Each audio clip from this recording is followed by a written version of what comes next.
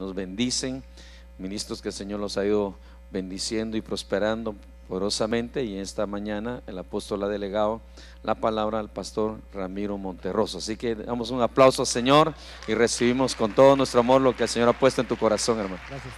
Dios te bendiga. Dios te bendiga. Gloria a Dios. Amén. Le damos un aplauso bien fuerte al Señor, hermanos. Gloria a Dios. ¿Cuántos bendecimos al Señor con gozo, con alegría? Es un honor y un privilegio bien grande. El Señor me conceda estar nuevamente con ustedes y que nuestro apóstol también tuvo a bien delegarme. Es una bendición muy grande en el corazón. Así que me gozo. ¿Cuántos damos gloria a Dios? Me siento un poco extraño de estar así, pero mejor, ¿verdad? Más movilidad. Vamos a orar, vamos a suplicar al Señor, nuestro Dios, que nos ayude, nos dé su palabra. ¿Me acompaña usted orando? Padre que estás en el cielo, queremos agradecerte de todo corazón todas las bendiciones extraordinarias que tú nos das. Agradecerte, Señor, este año maravilloso que tú has declarado de misericordia para cada uno de nosotros, Señor, de modo que podamos alcanzarlo, que podamos discernirlo, entenderlo, Señor, hasta la profundidad de nuestras entrañas, entendiendo que la misericordia precisamente es algo que surge de las entrañas. Y yo te pido en el nombre de Jesús que por medio de tu palabra nosotros tengamos el entendimiento adecuado, Señor, la revelación por medio de tu Espíritu Santo, para que podamos, Señor, recibir esa gracia, esa misericordia, ese amor, esa provisión, Señor, que nos has otorgado para estos tiempos finales, previo a tu venida, previo al levantamiento de tu iglesia. Gracias, gracias, gracias te damos, Señor, en el nombre de Jesús. Amén y amén. Gloria a Dios, bendito sea el Señor. Gloria a Dios. Quiero entrar de lleno, hermano, de una vez con este tema que pues decidí llamarle apresurando la justicia. ¿Se recuerda usted? Hay un texto muy hermoso. Yo voy a salirme solo un momentito de acá del esquema o de las diapositivas. Sí, aquí está, Isaías 1:26. Es un texto muy hermoso relacionado con la justicia, con lo que vamos a hablar esta mañana. Dice: entonces restauraré tus jueces como al principio y tus consejeros como al comienzo, después de lo cual serás llamada ciudad de justicia, ciudad fiel. Hemos entendido entonces que al restaurar el Señor los jueces, entonces la ciudad se vuelve una ciudad de justicia. Amén. Y al restaurar a los consejeros, entonces se convierte en una ciudad fiel. Pero para que sea una ciudad fiel, entonces primero tiene que ser una ciudad de justicia. Y esa es una de las cosas por la que tenemos que platicar de estas cosas y enfocarnos a la necesidad de que de alguna forma, pues yo decidí llamarle así al tema, basado también en un versículo. De alguna forma podamos apresurar la justicia. Y creo yo, por lo que vamos a estudiar, primero Dios, que podemos nosotros, con la definitiva ayuda del Espíritu Santo, apresurar la justicia. ¿Cuántos se apuntan a apresurar la justicia?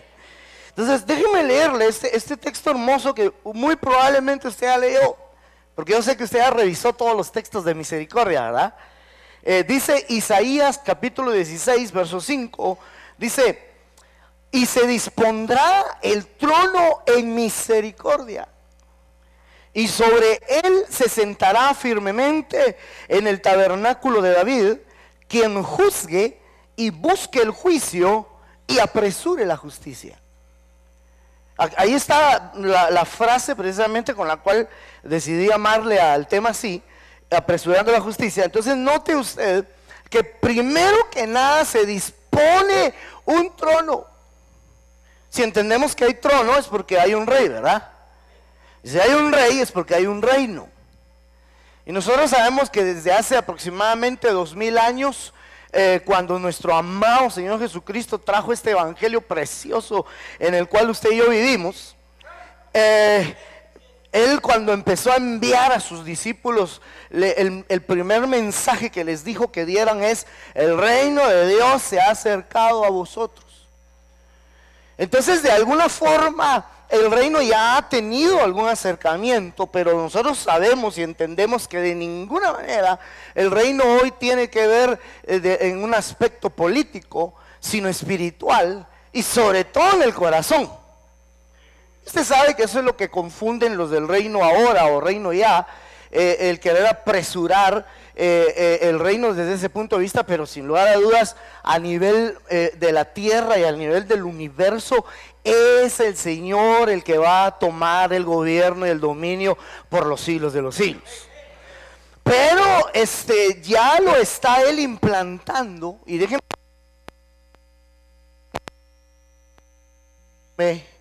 gloria a Dios, basándome en otro texto que lo voy a leer en un momentito.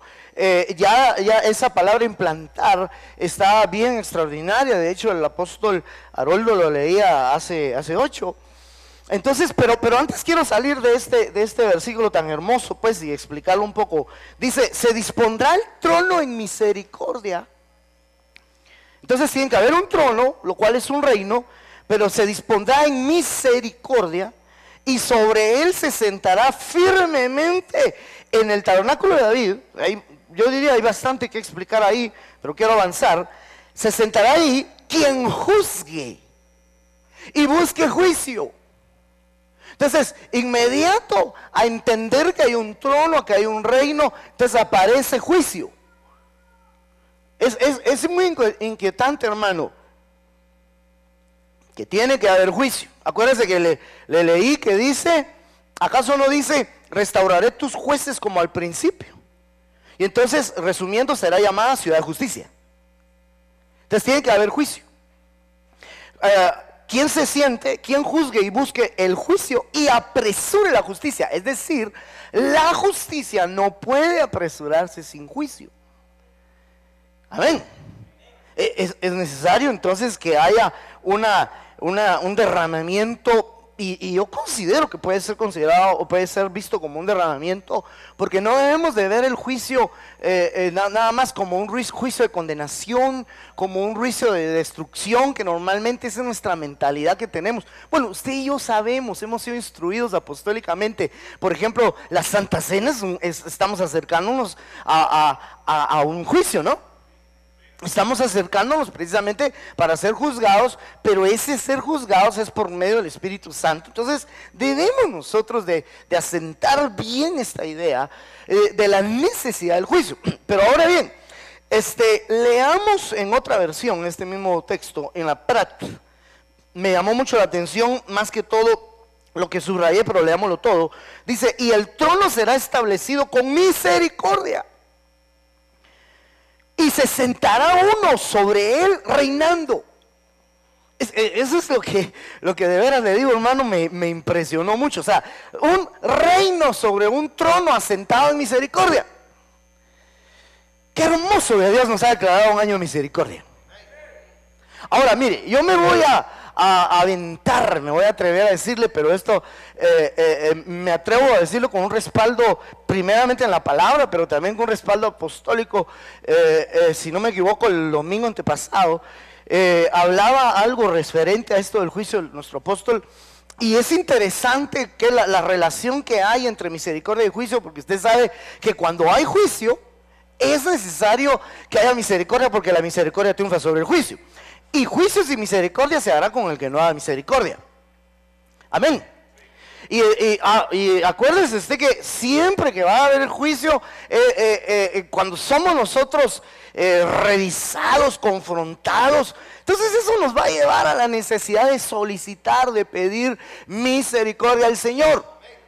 Y entonces definitivamente, mientras hablamos de juicio tenemos que hablar de misericordia, o mientras hablamos de misericordia tenemos que hablar de juicio. Entonces Es interesante que nuestro apóstol nos explicaba esto, de que entonces este año de misericordia implícitamente en realidad lo que se ha declarado es un año de juicio.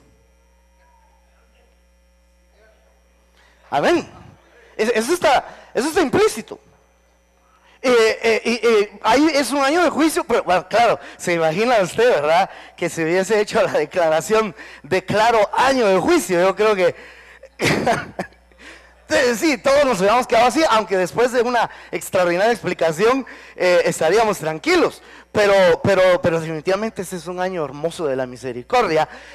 Pero no cabe duda, mire hermano, uno de los primeros pensamientos, comentaba en el Retiro de México, comentaba yo que me vino cuando se dio la proclama, fue esto del juicio precisamente, lo que el Espíritu decía a mi corazón en su bendita misericordia, me decía, así como la gracia sobreabunda donde hay pecado, entonces también la misericordia sobreabunda donde hay juicio. Entonces Dios nos ha dado una provisión de juicio, perdón, de misericordia, a causa del juicio. Amén. Ahora bien, hay juicio, no estamos hablando de un juicio destructivo o condenatorio, sino es un juicio correctivo. Bueno, esperemos que hasta ahí lleguemos, ¿verdad? Y que nos dejemos corregir. Si no, está serio. No dice eso en la Santa Cena, pues. Dice que si nos juzgáramos a nosotros, no seremos juzgados por el Señor. Pero si somos juzgados por el Señor, no seremos condenados con el mundo. Entonces son tres cosas. Primero, mejor juzguemos a nosotros y evitamos ser juzgados por el Señor. Pero si no lo hacemos o no lo hacemos bien, entonces Él nos juzga. Por eso el que come indignamente, juicio come y bebe. Y entonces, pero si somos juzgados, no somos condenados. Pero entonces si no somos juzgados, sí seremos condenados. Entonces, bienvenido el juicio. ¿Sí o no? Entonces, entonces es necesario que eso suceda. Sobre todo, si el juicio va a apresurar la justicia. Porque hermano amado, tenemos que comprender que en el corazón del hombre no hay justicia, ¿verdad? En nuestro corazón no hay justicia. Necesitamos ser transformados, ser enseñados por el Señor, por su bendita palabra, hasta que podamos nosotros recibir esta justicia hermosa. Bueno, entonces Pratt dice, y se sentará uno sobre él reinando con verdad en el tabernáculo de David, que juzgue y que busque lo justo y que sea presuroso para hacer justicia. Hermoso, ¿verdad? Entonces, mire pues, ahora bien, yo quisiera trasladarme a este otro versículo, el Salmo 96:13. En estas dos versiones quise hacer esta comparación de textos, porque quiero que usted note la relación interesante. Primero el Salmo 96 dice, delante del Señor, bueno, es que el verso 12 dice, cantarán con gozo, dice, ¿verdad? La parte final del verso 12, entonces cantarán con gozo delante del Señor, porque Él viene a juzgar la tierra. Juzgará al mundo con justicia y a los pueblos con su fidelidad.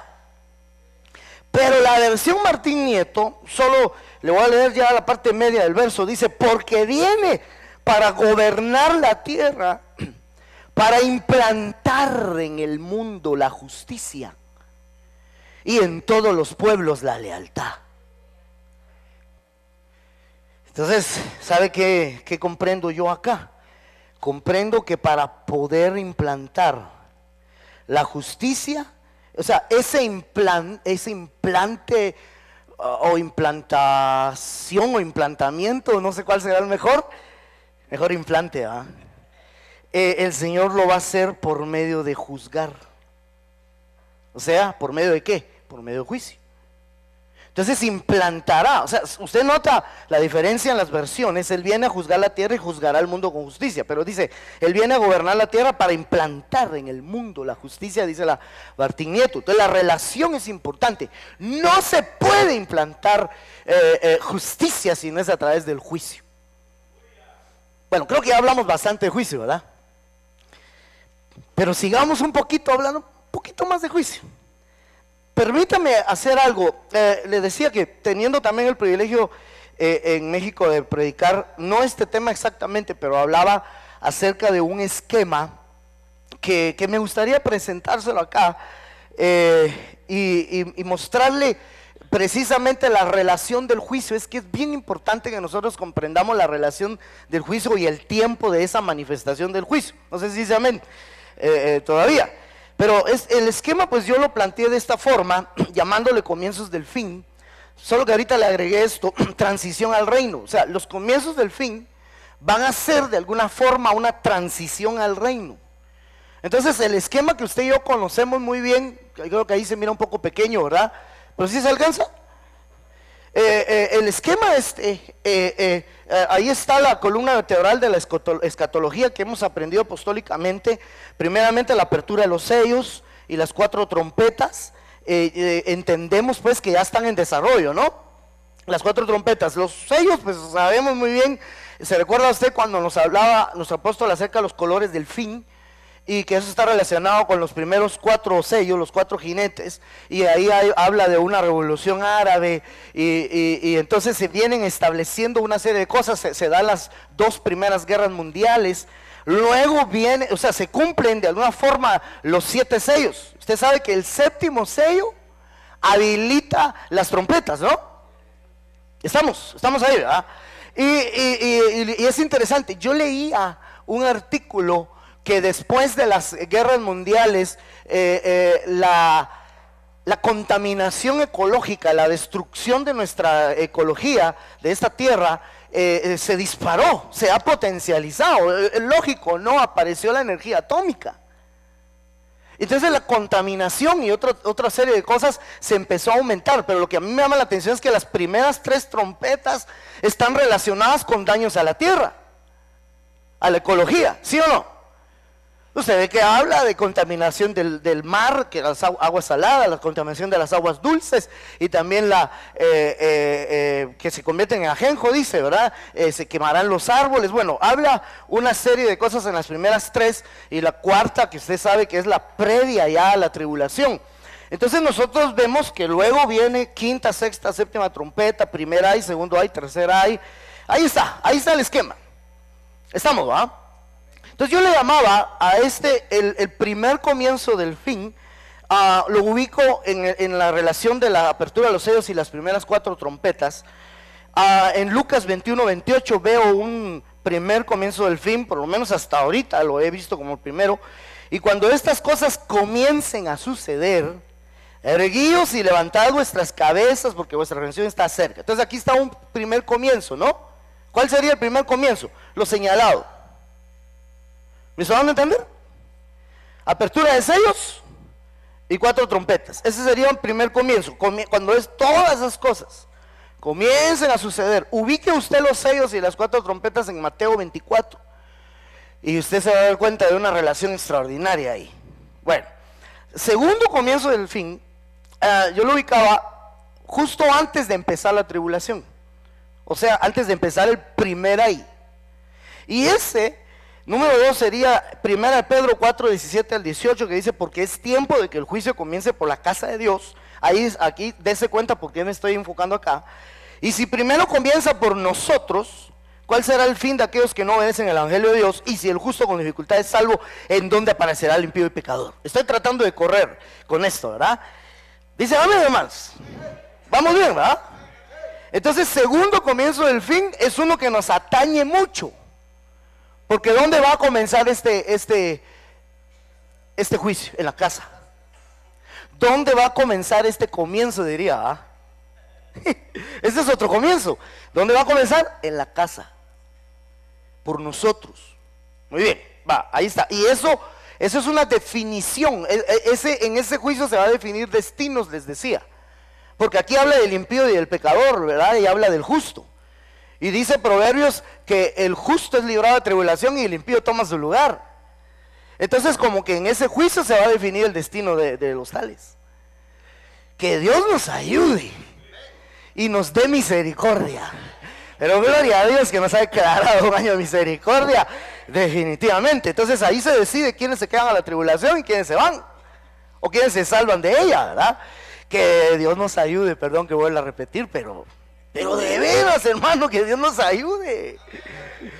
Muy bien, y el tercer comienzo, alguien me preguntaba si solo estos tres hay. Definitivamente no, pero yo los considero tal vez como los principales y los demás los podemos ir ubicando. El tercer comienzo ya está en el periodo tribulacionario, que me le llamo, a pretribulación, tribulación y gran tribulación. Y se ubica el tercer comienzo, y es bien importante entenderlo, se ubica, digamos, en el inicio de la séptima trompeta. Así dice el texto, Apocalipsis 17, ¿qué dice? Pero en los días de la voz del séptimo ángel, cuando él comience a tocar la trompeta, el misterio de Dios será consumado, como él lo anunció a sus siervos los profetas. Entonces, ese tercer comienzo se da cuando comience la séptima, porque acuérdense que la séptima involucra las copas de la ira, ¿verdad? Y entonces ahí se derrama toda la ira de Dios, hermano. Entonces ahí comienza algo, y le voy a explicar mejor aún qué comienza. Por acá lo tengo, Apocalipsis 11, 17, Biblia de las Américas, dice, diciendo: te damos gracias, oh Señor Dios Todopoderoso, el que eres, porque has tomado tu gran poder y has comenzado a reinar. Pero yo quiero, por favor, que le ponga atención en dónde comenzó a reinar. ¿Me haría alguien el favor de leer el verso 15? Y mire dónde se dice aquí que comenzó a reinar.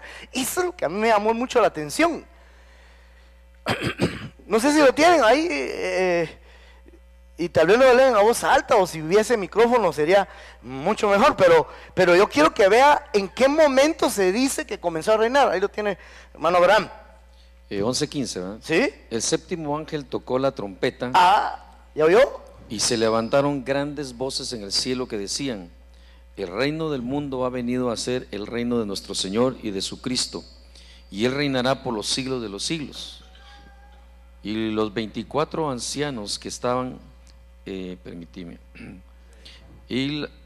los 24 ancianos que estaban sentados delante de Dios en sus tronos, se postraron sobre sus rostros y adoraron a Dios, diciendo. Ahí está el verso 17. Te damos gracias. Ahí está bien, gracias Abraham. Entonces, hermano, ¿en dónde se dijo esto? Te damos gracias, Señor Todopoderoso, el que eres, que eras, porque has tomado tu gran poder y has comenzado a reinar. ¿Cómo se tocó la séptima trompeta? Este es el que yo veo como un tercer comienzo del fin. Déjame ubicarme donde estaba. Como un tercer comienzo del fin tremendo, pues, porque en los días en que la voz del séptimo ángel, cuando él comienza a tocar la trompeta, el misterio se ha consumado. Pero ese versículo del capítulo 11 dice: él ha comenzado a reinar. Pero usted sabe que ahí todavía faltan las plagas, las 7 copas. ¿Sabe que todavía falta la venida epifánica del Señor? ¿Sí o no? ¿Sabe que falta un milenio? Pero desde aquí se dice: has comenzado a reinar. Porque entonces, desde el momento que se derrama la ira de Dios sobre la humanidad, se ha tomado el control, el dominio de todo, hermano. Amén. Y usted sabe que las copas de la ira son juicios. Entonces, aquí pues es donde ya nos tenemos que reubicar otra vez.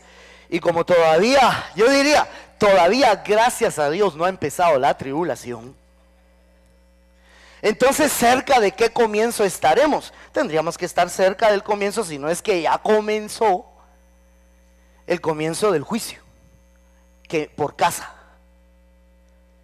Amén, hermano. Ya se me quedó muy serio usted. El juicio comienza por casa. ¿Tenemos o no tenemos que prepararnos para ese juicio tremendo? Entonces, hice este planteamiento nuevamente porque a lo que yo quiero llegar es que hay una relación de juicio con reino.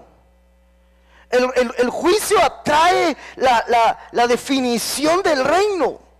Y acuérdense que se establecerá trono en misericordia. Trono es reino. Y se sentará a reinar ahí para juzgar y apresurar la justicia. Entonces note que ese texto hermoso que le leía del inicio habla de trono, habla de misericordia, habla de juicio y habla de justicia. Es decir, habla de reino. Entonces hay una relación. Es necesario, hermano, que para la transición al reino haya juicio. Y por eso es que nosotros estamos siendo involucrados, hermano, a esto. Y qué responsabilidad tan impresionante la que de alguna forma se nos ha delegado a nosotros también, como ministros, y el que podamos nosotros estar dispuestos a apresurar la justicia. Mire, quiero hacer una pregunta. ¿Cuántos estarían dispuestos a apresurar la justicia en la casa espiritual que Dios les ha dado? Ahora, según lo que he explicado hasta ahorita, ¿cómo hacemos para apresurar la justicia? Muy bien, comenzamos mi clase, hermano, pero ¿qué tendríamos que hacer para apresurar la justicia? Jueces, o sea, juicio. ¿No dice la Biblia, cuando el rey mira con ojos de justicia, se disipa todo mal? Perdón, de juicio. Cuando el rey mira con ojos de juicio, eso creo que está en Proverbios, se disipa todo mal. Entonces yo veo que esto es bien importante para poder implantar, regreso al Salmo 96, para poder implantar la justicia en el mundo. La justicia es a través de juicio, pero ese juicio empieza por nosotros. Amén. ¿Quiénes nosotros? Nosotros. Nosotros somos su pueblo, hemos sido comprados con su sangre bendita. Él ha tenido misericordia de nosotros de llamarnos su pueblo. ¿No le parece? Entonces implantará en el mundo la justicia, como lo estábamos leyendo acá en el Salmo 96. Bien, entonces me quiero circunscribir a este punto principalmente. Es aquí donde me quiero quedar con mayor énfasis, porque entonces, ¿de qué forma va a suceder todo esto? La venida del Señor, como usted lo lee ahí en el Salmo 96, trae ese juicio. Malaquías capítulo 3, usted ve que habla de la venida del Señor, que dice la Biblia, vendré a vosotros para juicio, dice Malaquías capítulo 3, verso 5. Pero dice que Él vendrá a purificar, a refinar, vendrá a limpiar, vendrá como lavador, como jabón de lavadores, como fuego purificador. ¿No dice eso? Y es lo primero que hará. Entonces de ahí yo quiero definir el punto número 1 para hablar de cómo apresurar la justicia a través del juicio. Entonces Malaquías 3:3, Reina Valera del 60, dice: y se sentará para afinar y limpiar la plata, porque limpiará a los hijos de Leví, los afinará como a oro y como a plata, y traerán a Jehová ofrenda en justicia. ¿Cómo se logrará traer a Jehová ofrenda en justicia? Primero se tiene que afinar y limpiar la plata. Y eso quiero preguntar, ya que estoy aquí rodeado de siervos, ¿eso será juicio? ¿Afinar la plata será juicio? Y entonces dice, la ofrenda a Jehová será en justicia. Traerán ofrenda a Jehová. ¿Cómo? En justicia. Entonces cuando yo leo esto, me pongo a pensar, ¿qué será afinar y limpiar la plata? Definitivamente está relacionado con los hijos de Leví. ¿Qué le parece si hablamos un poquito de los hijos de Leví? Y sabe por qué más me inquieta mucho hablar esto de los hijos de Leví. Porque fíjese, hermano, que cuando usted lee el verso 4, bueno, el 3 dice, los afinarán como a oro, como a plata, traerán a Jehová ofrenda en justicia. Y el verso 4 creo que es el que dice, entonces será grata a Jehová la ofrenda de Judá. ¿Ya lo comprobó? ¿Sí? ¿Ya me lo comprobó? Va, no es necesario leerlo, Después de que se afine a los hijos de Leví, entonces la ofrenda de Judá será grata. ¿Y qué hemos estado aprendiendo este tiempo? ¿Qué es Judá? Alabanza. ¿Y cómo está la alabanza en el mundo? Babilonizada. Sí, sí, esa es la palabra correcta. Babilonizada. Babilonizada. Pero nosotros renunciamos a toda babilonización. Y nosotros recibimos la desbabilonización en nuestras vidas. Y entonces una de las cosas para poder lograr que la ofrenda de Judá sea agradable es que los hijos de Leví sean afinados para que traigan la ofrenda en justicia. Cuando se haga la ofrenda en justicia, entonces será grata la ofrenda de Judá. El asunto es de que, Dios mío, hermano, hoy día la mayoría de los ministerios no parecen tener el perfil de Leví. Hablando de perfil, ya que en estos tiempos se habla mucho de perfil, ¿verdad? En el Face. ¿Cuál es el perfil de tu iglesia? Porque de nuestra iglesia, de nuestra congregación. ¿Sabe por qué, hermano? Porque, por ejemplo, los del reino ya presentan un perfil. Presentan, los de la prosperidad presentan un perfil. Y se habla de prosperidad y de números y de multiplicación, perfecto, pero el asunto es que nosotros sabemos y entendemos de que hay un esquema, hay algo establecido en la palabra. ¿Se recuerda usted que David quiso llevar el arca no de la forma adecuada? La puso en un carro nuevo. Y Usa quiso sostenerla cuando iba a caerse y se murió. Y David dijo, no, está tremendo, mejor mándele el arca a la familia de Obed, Edom. Pilas David, ¿verdad? Y cuando se enteró David, hermano, de que le había ido muy bien, entonces dijo, traigámosla otra vez. Pero ahora sí traigámosla bien. Y lo que deja ver, que no lo dice tan textual, pero dice la forma correcta de traerla es con 4 levitas sosteniendo el arca. Entonces, ¿qué tuvo que haber hecho David? Consultar a los levitas. ¿Pero? Sí, es regresar a la hacienda antigua. Pero hermano, lo que me impacta es eso. Estaremos nosotros refinando lo levítico. Entiéndame que no estoy hablando de legalismo, ¿verdad? Ni mucho menos de judaísmo. Dios nos libre. Usted me comprende de qué estoy hablando.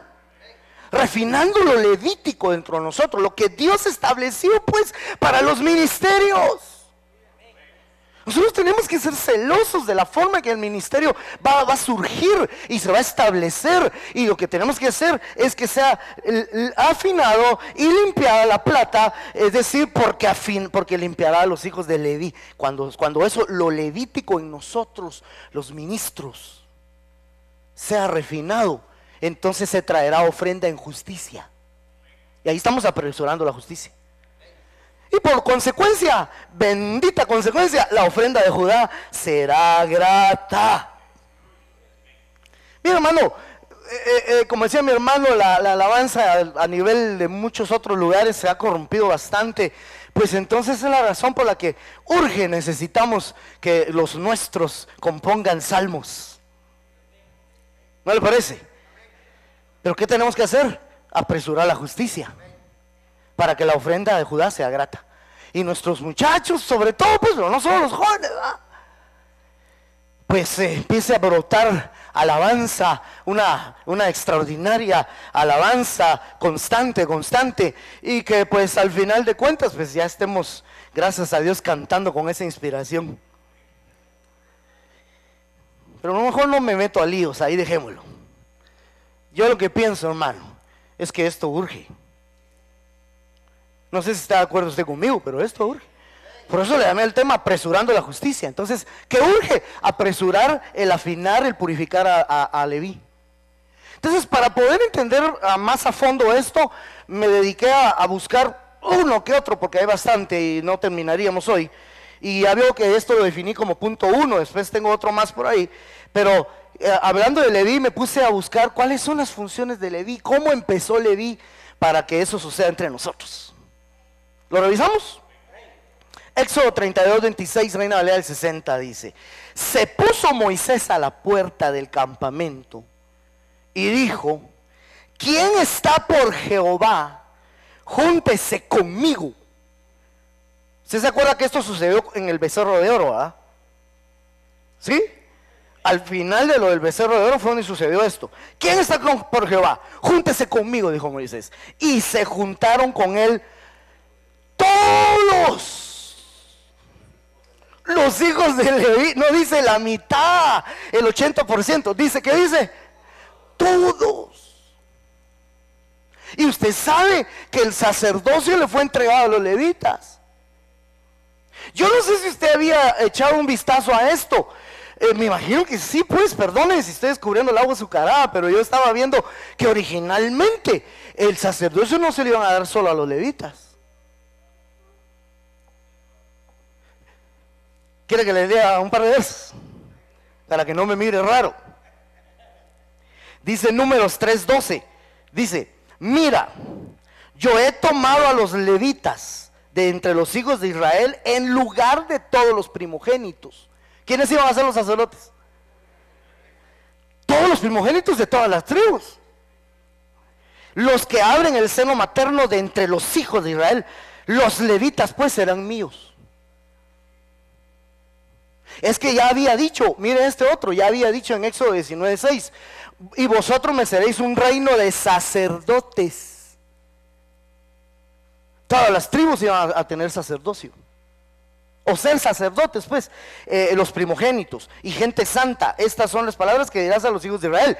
Pero al final de cuentas, por todo lo que pasó en el becerro de oro y otras cosas seguramente, entonces ya no se tomó a los primogénitos, sino solo a los levitas, porque fueron los únicos que se pusieron del lado de Moisés en lo del becerro de oro. En este tiempo de evangelios de oro,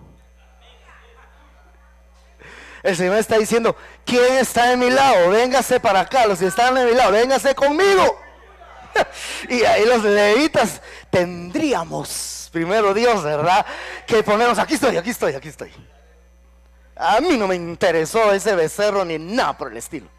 Y así Dios está atrayendo a sus hijos, a los hijos de Leví, espiritualmente hablando, ¿verdad? Ay, hermano, perdone que yo me emocione con esto, pero es que está tremendo. Muy bien, entonces regresemos a ese texto.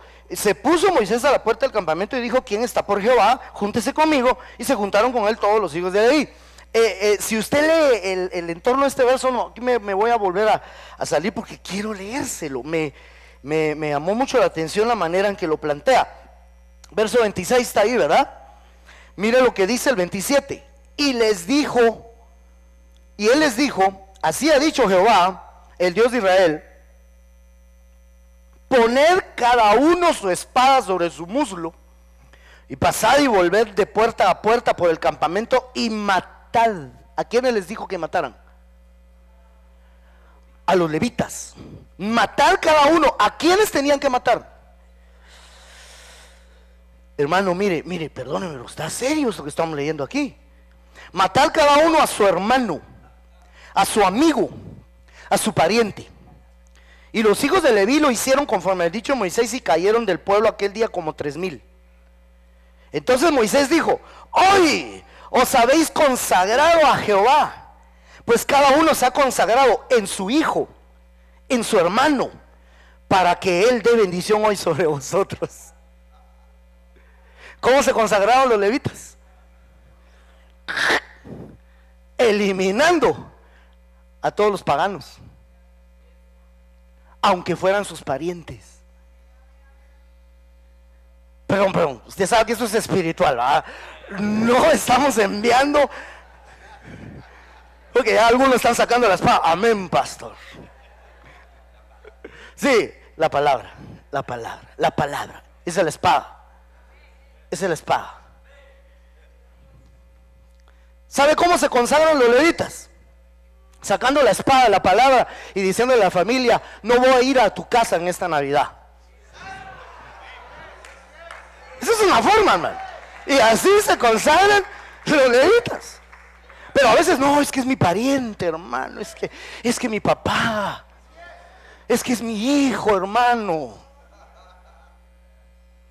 Otros están peor, es mi jefe y quiere que vaya al convivio. Entonces, Pero eso ya pasó, ¿verdad? Eso fue el mes pasado. Pero hermano, ¿cómo se consagran los levitas?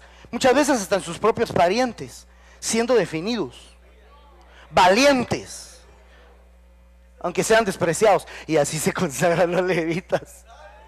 ¿Cuántos levitas habrán acá a esta hora, hermano? ¿Cuántos van a ser refinados? Refinados. Aleluya. Mire, hermano, nuestras ovejas que el Señor nos ha permitido pastorear, pues son de Él. Si ven indecisión en nosotros, hermano, el culto este año cayó el día 24, entonces vamos a cerrarlo. Lo vamos a hacer pasado mañana mejor. Lo que pasa es que la familia lo invitó a comer pavo. El pastor. Entonces no podemos nosotros hacer eso. Nosotros tenemos que ser definidos. Hemos aprendido esta instrucción apostólica bien firme. Por eso diciembre es el mes en que menos nos tenemos que alejar de nuestra congregación, hermano.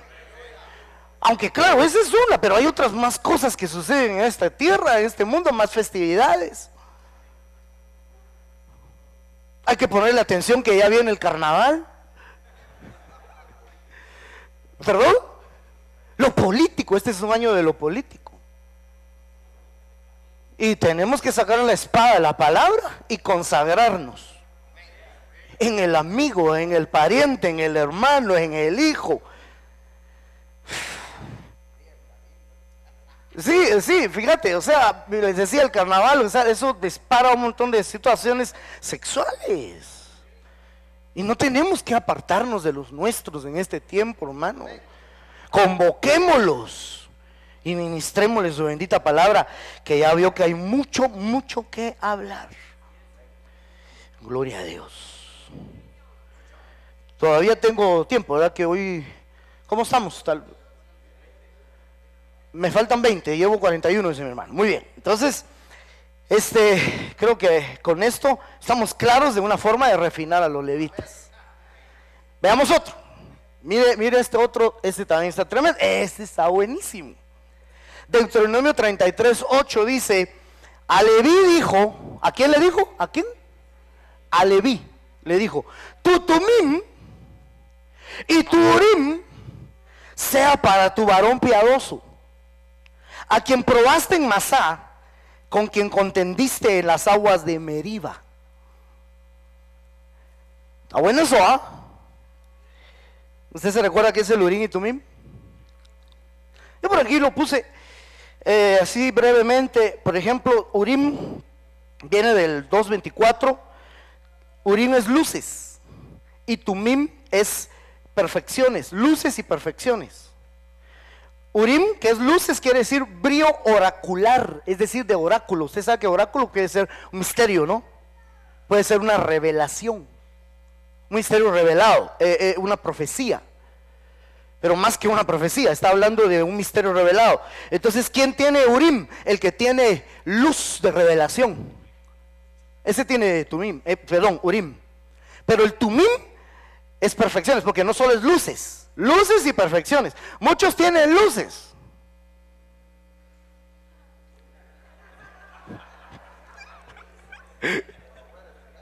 porque mira que es Tumim: perfecciones, integridad, rectitud. Por eso no es suficiente con que tengamos dones. No es suficiente con que seamos hombres de ojos abiertos, porque acuérdense, ¿quién era de ojos abiertos y estaba caído?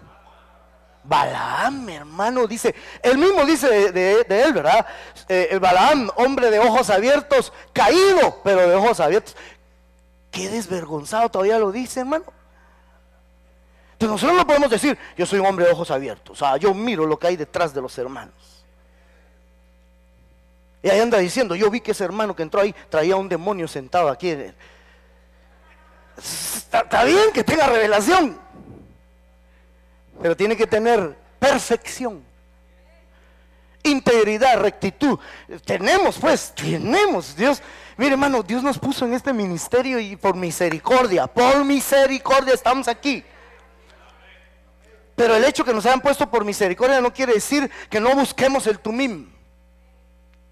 Amén. Ahora dice acá, será para tu varón piadoso. Ahorita me voy a detener en eso, pero me adelanto.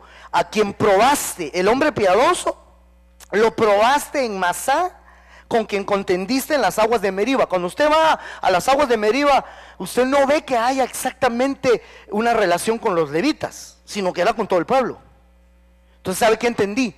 Que los levitas o los varones piadosos de Leví sobre todo, pero los varones piadosos empezaron a ser probados desde Meriba. Desde ahí empezaron a ser probados. Y lo que a mí me impacta es de que Masá quiere decir prueba y Meriba quiere decir contienda. Entonces, ¿en dónde es probado el hombre piadoso? En la contienda.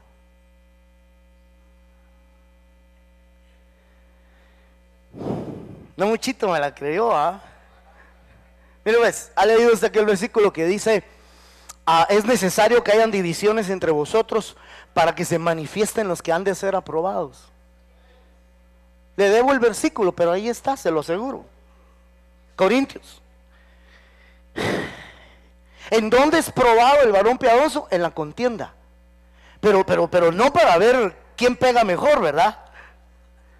Sino para ver, ahí se manifiestan los aprobados. ¿Cómo reaccionamos en la contienda? ¿Cómo reaccionamos en la disputa, en donde nos acusan, donde hay situaciones que, hermano, cuando tocan nuestras fibras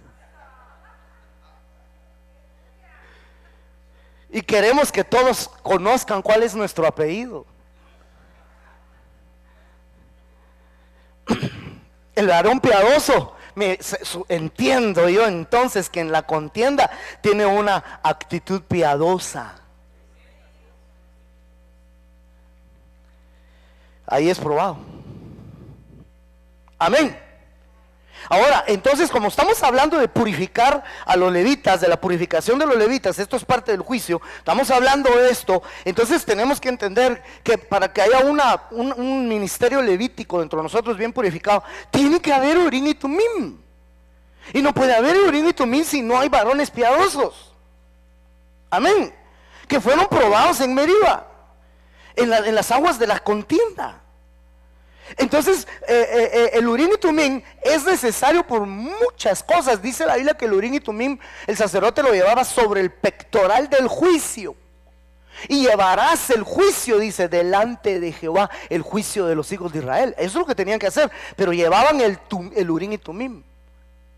O sea, yo entiendo que la administración, porque ministramos a nuestras ovejas, ¿verdad? Lo tenemos que hacer con Urim y Tumim. Si no, solo va a ser una plática psicológica.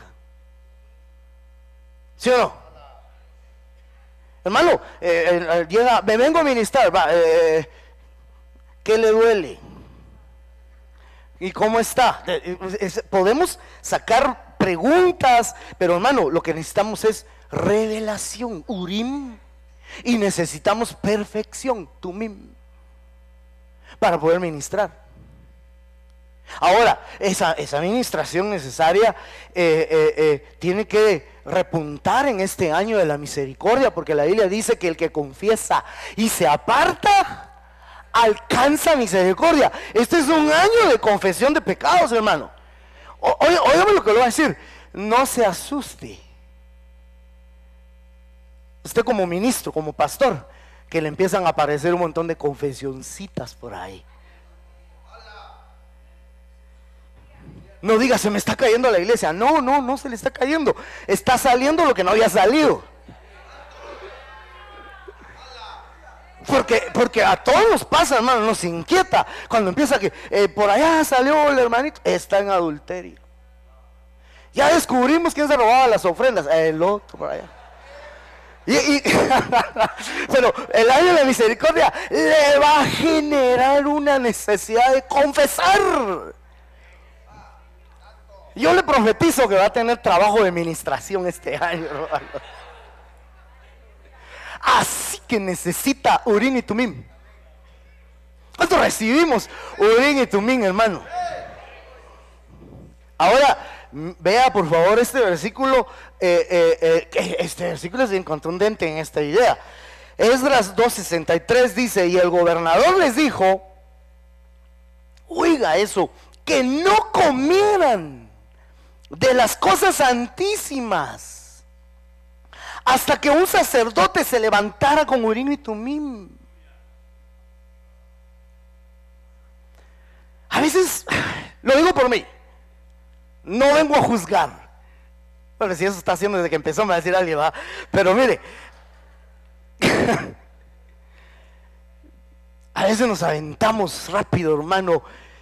Y vamos a ver, vos tocas bien, ¿verdad? Ah, subite, pero no le aplicamos el Urim y Tumim. Es que como toca, hermano, es que como toca. Sí, no solo eso toca.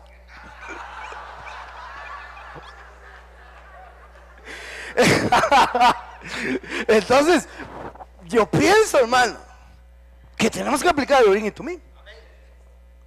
Porque no podemos nosotros permitir que se coman de las cosas santísimas. Una versión que dice las cosas más santas. Y sabe, yo no sé si usted, me imagino que sí había notado algo. Yo me llevé una sorpresa, hermano, con la palabrita esta, santísima o santísimo, cuando habla del lugar santísimo. Yo me llevé una sorpresa con eso, hermano. Hermosa. Y es la siguiente, cuando usted lee, cuando habla del atrio, usted lee que dice lugar santo, ¿verdad? Y usted va al hebreo bíblico y viene de la palabra kadosh o kodesh. ¿Estamos? Y tiene un numeral, ¿sí o no? Va. Y después dice lugar santísimo. Yo esperaba encontrar otra palabra y con otro numeral, y resulta que no. La palabra santísimo como tal no está, sino cuando dice santísimo, ¿sabe cómo dice la Biblia? Dice el lugar Kadosh Kadosh. Búsquelo a ver. Búsquelo a ver. Dice el lugar Kadosh y el lugar Kadosh Kadosh. Y nuestra Biblia lo traduce en lugar santísimo. Entonces, ¿qué es el lugar santísimo? Kadosh Kadosh. Santo Santo. ¿Qué son las? Y aquí también, si usted tiene el Strong Concordance y revisa aquí la palabra santísimas, 2 veces dice Kadosh Kadosh. Sobre todo si usted va a la Biblia, esa HOT, la hot en hebreo, usted ve que la palabra se repite. Y el numeral es el mismo, del Strong.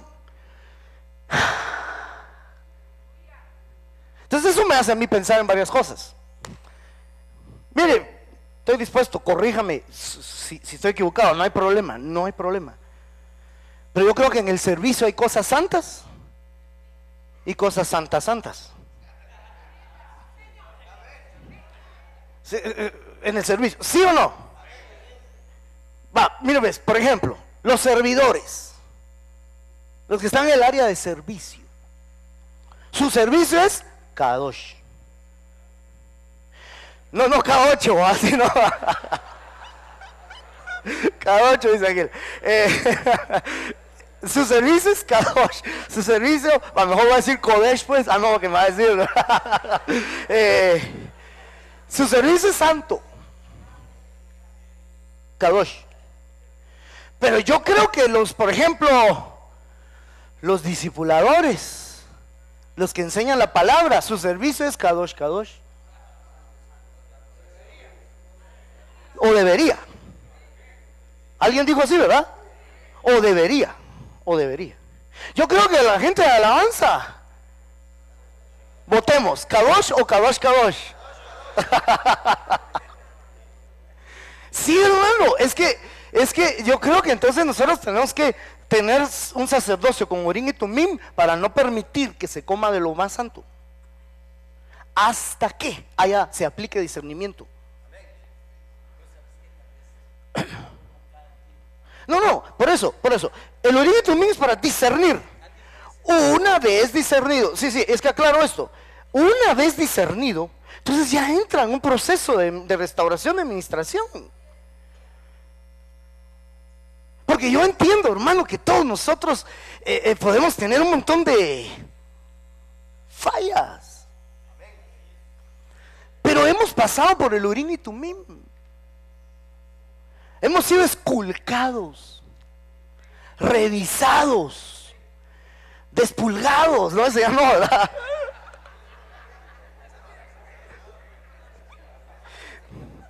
Desparasitados. ¿Me doy a entender, hermano? Por favor, sí, gracias, hermano. Es que no estoy tratando de decir, bajemos a todos, no, porque entonces también, ¿qué está queriendo decir con eso? Sino que tenemos nosotros que comprender que sí debe de haber un compromiso de que estamos llegando a las cosas más santas. Nosotros, ¿ves? A ver, los que predicamos, ¿qué es? Kadosh, o sea, sí, es muy probable, ¿verdad? Por eso yo solo estoy poniendo un planteamiento, una idea. Y usted discierna cuáles son las cosas más santas. ¿Estamos o no? Usted discierna en su casa espiritual, en la iglesia que le han dado. A usted es el que le toca discernir cuáles son las cosas santas y las cosas santísimas o más santas. Y tener cierto celo. No estoy hablando de legalismo, no estoy diciendo mañana llegue a la iglesia a cortar un montón de cabezas, no. Que primero tenemos que aplicar Urim y Tumim. Y que Dios nos ayude y nos dé ese Urim y Tumim. Yo creo que ahorita sí urge el Urim y Tumim, hermano. ¿Cuántos pedimos Urim y Tumim a nuestro amado? La palabra da ese discernimiento, hombre. Démosle un aplauso, Señor, hermanos. Yo voy a ir finalizando.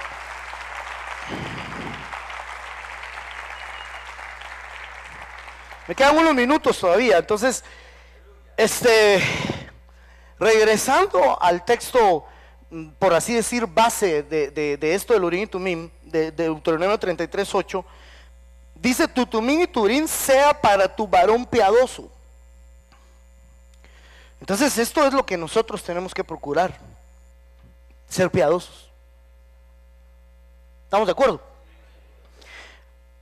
Usted puede, yo le dejo de tarea, si usted quiere buscar las características de un piadoso. Por ejemplo, yo tengo aquí rápido, no lo quiero predicar, solo leérselo. En Reina Valera actualizada, 2 de Pedro 2:7, dice: rescató al justo Lot, quien era acosado por la conducta sensual de los malvados, porque este hombre justo habitado en medio de ellos, y afligía de día en día su alma justa por los hechos malvados de ellos. Entonces el Señor sabe rescatar de la prueba a los piadosos.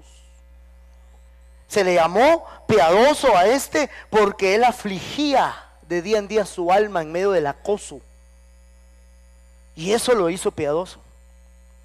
Entonces revisemos quién o qué características hay para ser piadoso. Algo que evidencia quién es piadoso es que dice que el que quiere vivir piadosamente padecerá persecución.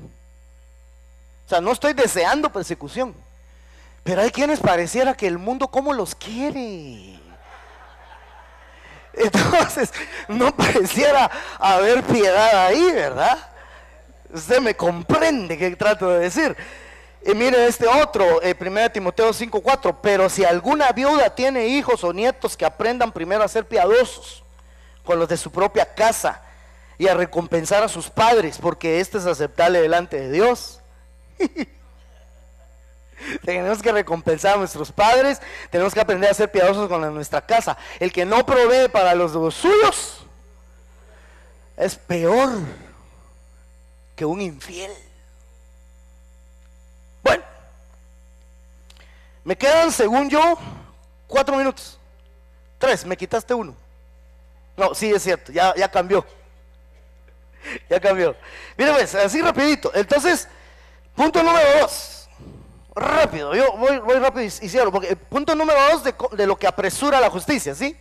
¿Cuál era el número 1? ¿Qué apresura la justicia? Purificar a Leví, ¿sí? Número 2 está en Isaías 42:3. No quebrará la caña cascada, ni apagará el pábilo que humeare. Por medio de la verdad traerá la justicia. ¿Qué trae la justicia? Lindo, ¿verdad? Lindo. Expliquémoslo, pero primero quiero leerle este verso que cómo me impactó. Sobre todo este verso es contundente para este año. Proverbios 16:6. Con misericordia y verdad se corrige el pecado, y con el temor de Jehová los hombres se apartan del mal. Entonces, ¿cómo se trae la justicia? Cuando aparece la verdadera, ¿verdad? Se me olvidó cómo es que dice el texto. Por medio de la verdad se traerá justicia. Vale, muy bien. Entonces me llama la atención que necesitamos nosotros como ministros corregir el pecado. Es una de nuestras tareas, al igual que nosotros ser corregidos también.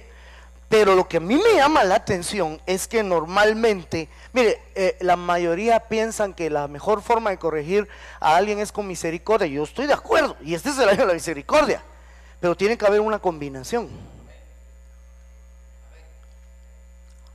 ¿Cómo sería lo contrario? Digamos, misericordia y mentira. O sea, no podemos caer en una mentira. Si el otro, solo un ejemplo, cometió un adulterio, tiene un problema. La verdad ahí es que tiene un problema y que hay que enfrentarle esa verdad. Tenerle misericordia, pero hay que enfrentarlo con la verdad. Entonces, no se trata, hermano, este es el año de misericordia, hermano. Este año no hay ministración porque es el año de misericordia. Todos los pecados están perdonados. No, tiene que haber verdad. Y sabe una cosa que me impactaba demasiado también en este hermoso versículo, es que aquí donde dice misericordia, ¿verdad?, se corrige. Si usted quiere, revíselo en la Biblia de las Américas, y en lugar de corregir dice se expía.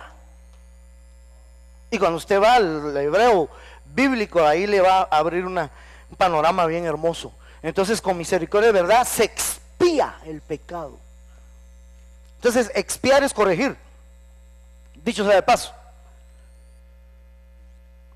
no se puede expiar el pecado sin corrección. Tiene que haber corrección. Alguien mencionaba ahí disciplina, amén. O sea, no se puede dejar solo así la situación. Claro, con misericordia, el trono donde va a haber juicio para traer la justicia se dispondrá en misericordia.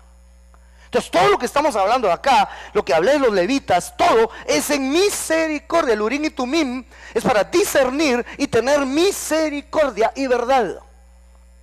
Entonces porque por eso es continuación este punto. Si yo con Urim y Tumim descubro, ¿verdad?, pecado, entonces con misericordia y verdad se le va a corregir. Porque no se trata de destruir de ninguna manera. Ahora, como trato de apresurarme, mire este texto tan hermoso, y con esto vamos casi recta final ya. Salmo 85:11 dice: la verdad brotará de la tierra y la justicia mirará desde los cielos. O sea, cuando la verdad brota en la tierra, entonces la justicia, hay una versión que dice la justicia se asoma. Creo que es las Américas. Así dice, cuando brota la verdad, la justicia se asoma. La justicia es atraída cuando hay verdad. Entonces necesitamos que dentro de nosotros brote la verdad, brote. Para que brote tenemos que plantar, ¿verdad? Tenemos que sembrar. Pero fíjense, la semana pasada que se nos hablaba de la implantación, cómo me impactaba algunas cosas, y estaba revisando. Por ejemplo, Santiago 1:21 dice: por lo cual, desechando toda inmundicia y abundancia de malicia, recibid con mansedumbre la palabra implantada, la cual puede salvar vuestras almas. Entonces la palabra en realidad está siendo implantada.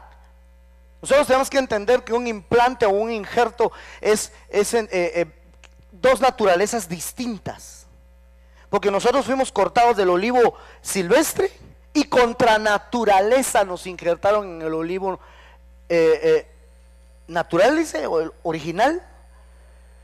Y entonces contra naturaleza, son dos naturalezas. Entonces el implante involucra dos naturalezas distintas. La palabra al inicio era de una naturaleza extraña para nosotros, pero conforme va siendo implantada esa palabra, nos va cambiando nuestra naturaleza.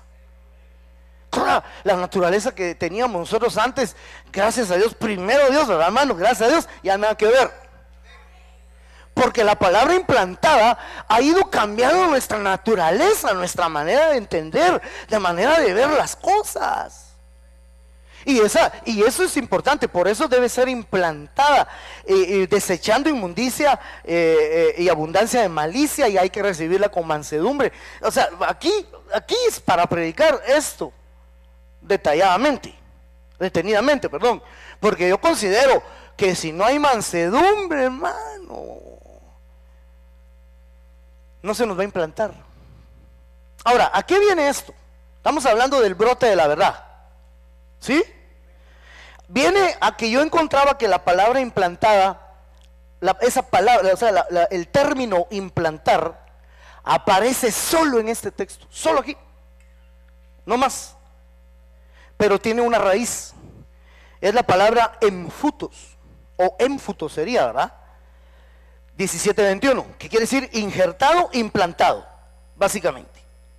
Pero esta palabra 17:21 es un derivado de la palabra 54-53, que es la palabra fuo. Y esa palabra quiere decir brote de algo plantado, germinar, nacer, brotar. Y esa palabra fuo aparece solo, creo que 3 veces en la Biblia. Una aparece allá en donde habla de la parábola del sembrador, donde dice que la semilla que cayó en buena tierra brotó. Otra versión dice nació, germinó. Ahí es la palabra fuo, brotó. ¿Pero de qué brotó? Brotó de una implantación. Amén. La palabra le fue implantada y cuando ya pegó, entonces brota. Pero otro de los versos donde aparece fue lo que a mí me puso en qué pensar, porque aparece en aquel texto, la palabra fuo, aparece en aquel texto donde dice, mirad que no brote una raíz de amargura. Entonces yo me preguntaba, si le brotó amargura, ¿qué fue lo que le habían implantado? Obviamente no fue la palabra. Para que brotara amargura, le tuvieron que haber implantado primero otra cosa. Entonces definamos y nos vamos. Para que brote la verdad, nos tienen que implantar la palabra. La gente o el pueblo de Dios en el que le es implantada la palabra, se le va a manifestar, le va a brotar en forma de verdad. Conoceréis la verdad y la verdad os hará libres. El brote de la verdad no es más que el resultado de una implantación extraordinaria llamada palabra de Dios. Por eso yo creo que el pueblo que se enamora de la palabra, perdónenme que use este chapinismo, el pueblo que se enamora de la palabra se rayó. Aquel que se apasiona por la palabra, hermano, aquel que desea oír palabra, mensaje, que quiere estar ahí recibiendo, ese hermano logró entender algo clave. Esa implantación le está brotando y va a empezar a ver verdad en su vida, va a haber verdad. Lo primero que le va a hacer la verdad es liberarlo, porque la verdad lo hará libre. Yo finalizo. Entonces, ¿cómo más se trae justicia? Brotando la verdad. Necesitamos que en nuestras congregaciones brote la verdad, y al brotar la verdad, la justicia mirará a nosotros y seremos bendecidos. Pongámonos de pie, vamos a orar. Quiero pedirle al Señor en este año de la misericordia que nos ayude, porque definitivamente si tenemos que corregir el pecado con misericordia y verdad, tiene que haber juicio, hermano. Perdone que anuncie esto, pero es que es importante, considero. Nuestro apóstol hace en esta semana en el Facebook puso una publicación de juzgar y nos dio 8 puntos para juzgar. Le sugiero que lo consulte.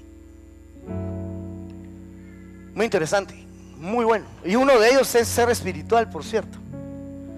Entonces necesitamos nosotros comprender la necesidad de esto, porque urge que haya justicia a través de la implantación del reino que está siendo implantado ya en nosotros a través de su palabra y de su justicia. Levanta tus manos al cielo. Padre que estás en gloria, gracias, gracias por tu misericordia, por este año de misericordia extraordinario, por este año de juicio, y que por eso nos has dado una provisión de misericordia para poder enfrentar, para poder sobrellevar todo esto que está siendo plantado entre nosotros. Quiero pedirte que como ministros que somos, Señor, nos habilites para que podamos ser refinados. Nos habilites siendo refinados, siendo purificados como plata. Te lo pido, Dios. Te lo pido, Señor. Recibe, hermano, recibe ahí en tu corazón, ahí en tu lugar donde tú estás. Déjame impartirte esta bendición.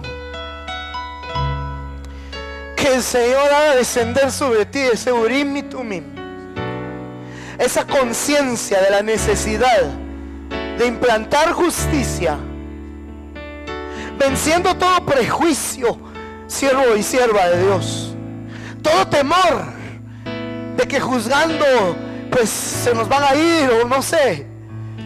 Tenemos que ser firmes. Tenemos que ser firmes. Le ministro esa firmeza en el nombre de Jesús. Que venga esa provisión sobre nosotros.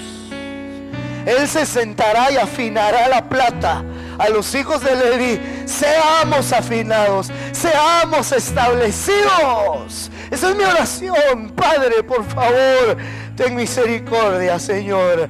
Ayúdanos, ayúdanos, Señor. Te lo pedimos. Te lo suplicamos, Señor. Tu camino. Gracias. Gracias, Señor. Mejor te dejo. En tu luz. Dame un corazón entregado a ti para honrarte, oh Dios.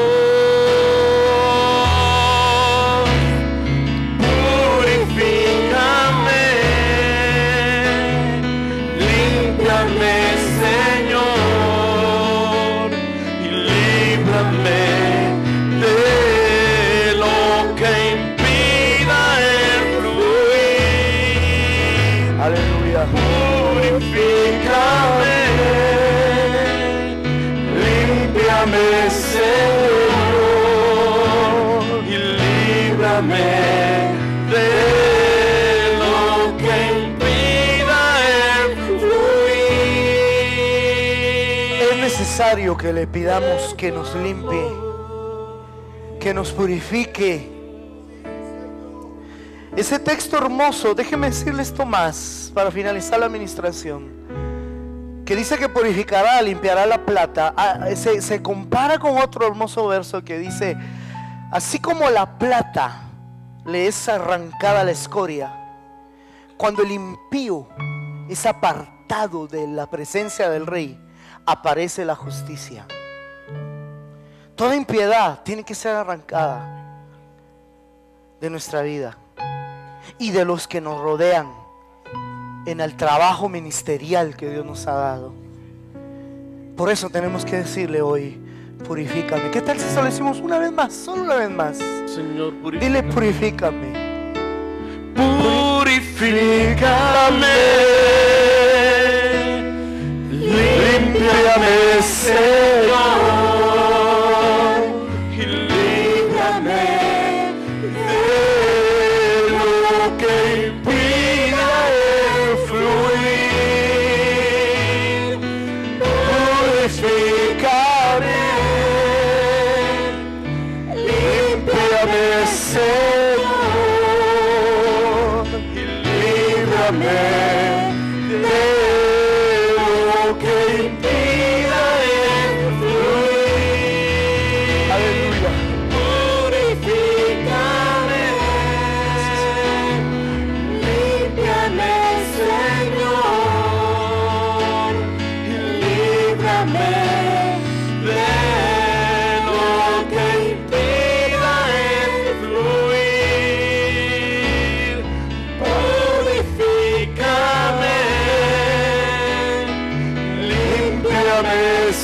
Señor,